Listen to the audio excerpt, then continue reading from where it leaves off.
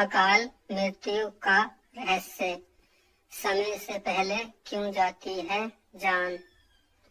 मृत्यु जीवन का अंतिम सत्य है, लेकिन जब कोई व्यक्ति समय से पहले इस दुनिया को अलविदा कह देता है तो उसे अकाल मृत्यु कहा जाता है। ये प्रश्न उठता है, अगर मृत्यु का समय पहले से निश्चित है तो फिर किसी की मृत्यु अकाल कैसे हो सकती है। क्या हम भाग्य के लेखे को बदल सकते हैं? क्या हम मृत्यु की दिशा मोड़ सकते हैं? इस कहानी में हम इसी रहस्य से पर्दा उठाएंगे। मधुपुर गांव का एक सीधा साधा किसान हरिदास अपनी पत्नी गौरी और बेटे अर्जुन के साथ रहता था। छोटा सा घर, 2 बीघा जमीन और मन में संतोष। हरिदास का 14 वर्षीय बेटा अर्जुन अत्यंत बुद्धिमान और कोमल हृदय का था। उसकी आंखों में सपने थे डॉक्टर बनने के, गांव के लोगों की सेवा करने के। एक दिन स्कूल से लौटते समय अर्जुन एक पीपल के पेड़ के नीचे बैठा था। कुछ क्षणों बाद वह अचानक गिर पड़ा। गांव वाले दौड़कर आए, लेकिन उसकी सांसें थम चुकी थीं। ना कोई चोट, ना जहर, ना बीमारी।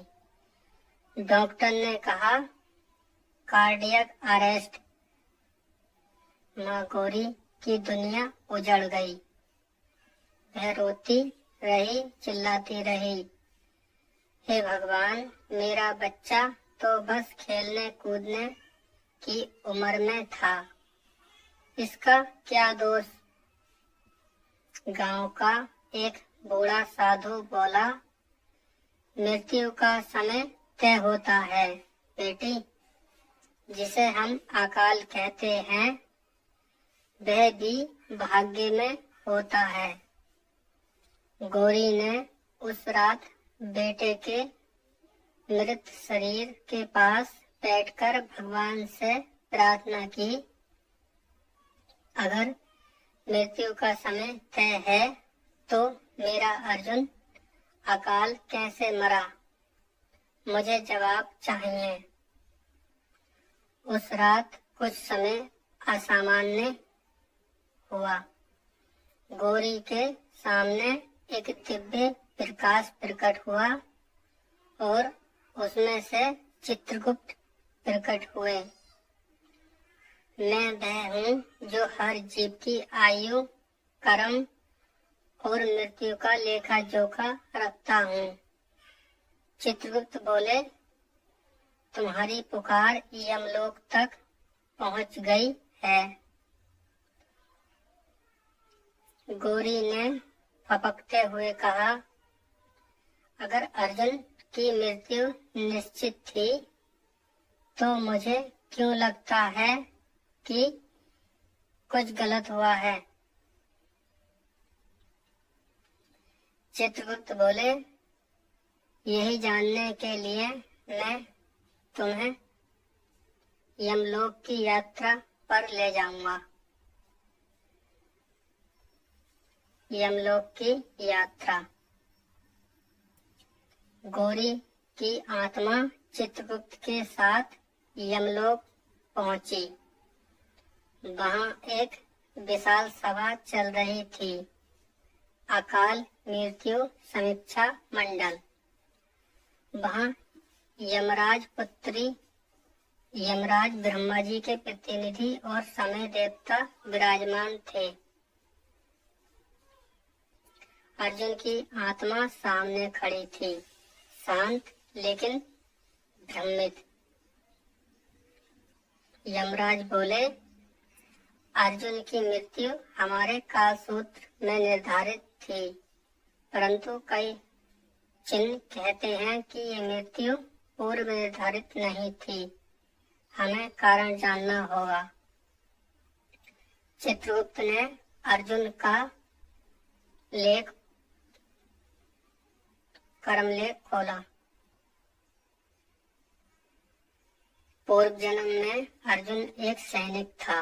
युद्ध में उसने एक निर्दोष बालक की जान बचाई थी, लेकिन खुद मारा गया।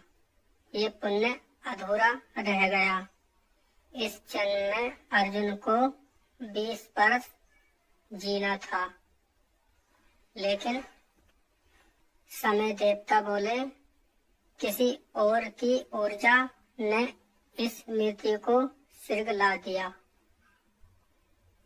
धरती पर छुपा रहस्य। गौरी के पड़ोस में रहने वाला एक तांत्रिक कालीनाथ अर्जुन से ईर्ष्या करता था। उसने एक अघोरी अनुष्ठान किया था। किसी निर्दोष की आत्मा से शक्ति पाने के लिए। अर्जुन की मृत्यु उसी अनुष्ठान के प्रभाव से हुई। चित्रगुप्त बोले, यही है अकाल मृत्यु। जब कोई अन्य आत्मा के प्रभाव से किसी की काल रेखा को प्रभावित करती है। गौरी कांप उठी। क्या मैं अपने बेटे को वापस पा सकती हूँ? चित्रगुप्त बोले, एक उपाय है। अगर तुम 41 दिन का मौन व्रत रखो, 108 गरीब बच्चों को भोजन कराओ और किसी को दुख ना दो, तो तुम अर्जुन को पुनर्जन्म के रूप में पा सकती हो। गौरी ने प्रण लिया। व्रत और परीक्षा। गौरी ने व्रत प्रारंभ किया। हर दिन मौन, हर दिन तपस्या, और गांव वालों ने उसका मजाक उड़ाया, लेकिन वह अडिग रही। 40 दिन बीत गए। 41वें दिन तूफान आया। खाना बना नहीं, बच्चे नहीं आए, लेकिन एक अजनबी बच्चा बरसात में भीगता हुआ पहुंचा। गौरी ने उसे खाना खिलाया। चित्रगुप्त प्रकट हुए। परीक्षा पूर्ण हुई। अर्जुन अब फिर पुनर्जन्म लेगा। उसी की कोख से 1 वर्ष बाद एक गौरी गर्भवती हुई। 9 महीने बाद उसने एक बालक को जन्म दिया। वही मासूम चेहरा, वही शांत मुस्कान। गौरी की आंखों से आंसू बह निकले। अर्जुन वापस आ गया था। वह उसे कुछ याद नहीं था। चित्रगुप्त की आवाज फिर आई।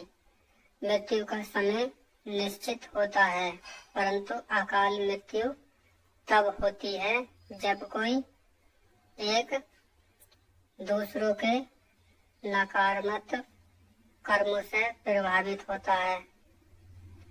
2 श्राप या तंत्र के प्रभाव में आता है।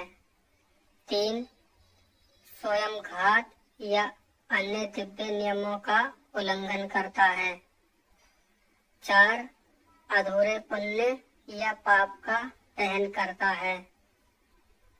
गौरी अब जान चुकी थी, भाग्य, कर्म और इच्छा इन तीनों का संगम ही है।